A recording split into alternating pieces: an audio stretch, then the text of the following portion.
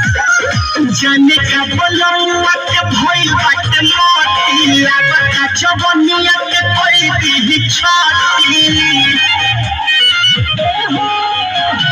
जाने का बोलौआ के भइल बाटे मोटी लागता जवनिया के कोई दी छाती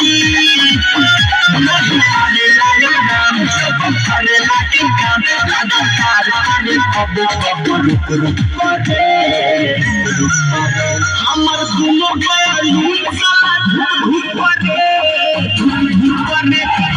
दुनो पावन ऊपर वाला धूप करे